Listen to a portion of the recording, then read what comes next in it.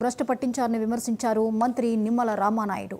కేంద్ర మంత్రి శ్రీనివాస్ వర్మతో కలిసి పశ్చిమ గోదావరి జిల్లా ఉంగుటూరు నియోజకవర్గంలో నిర్మించిన మంచినీటి చెరువు వాటర్ ప్లాంట్లను ఆయన ప్రారంభించారు.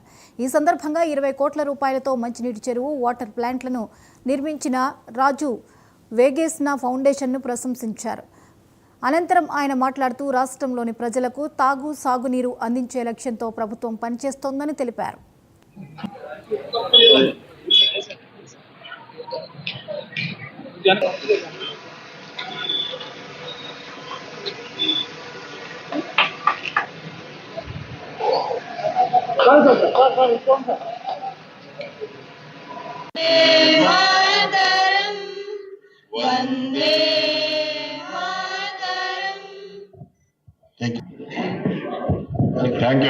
మరి ఆ రోజు కాదు ఈ రోజు కూడా నాకు ఎప్పుడు కూడా మరి కృతజ్ఞతా భావంతో, ఎందుకంటే నేను కూడా ఏదైనా మీటింగ్కి వెళ్ళినప్పుడు జనరల్ గా చాలా క్లియర్ గా చెప్తూ ఉంటాం.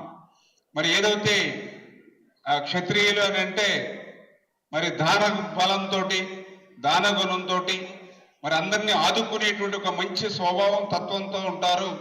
అటువంటి వారిలో ప్రధానంగా మన ప్రాంతంలో ఒక వేగేసిన ఫౌండేషన్ కానీ, ఒక చక్ర ఫౌండేషన్ కానీ, ఒక వసుధ ఫౌండేషన్ కానీ, ఇట్లా ఎన్నో సేవా కార్యక్రమాలు, అందులో కూడా వీరు ఎంచుకున్నటువంటి కార్యక్రమం కూడా ఈ సమాజానికి అవసరమైనటువంటి కార్యక్రమాలు. ఎందుకంటే ఈ సమాజానికి కావాల్సింది ప్రధానంగా 1 ఆరోగ్యం, 2 మంచి విద్య.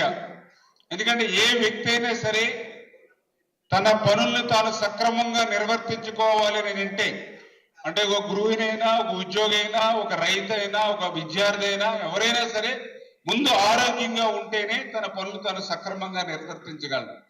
మరి ఆ వ్యక్తి అట్లా ఆరోగ్యంగా ఉండాలి అని అంటే ఖచ్చితంగా సురక్షితమైనటువంటి త్రాగునీరు ఆయనకు అవసరం.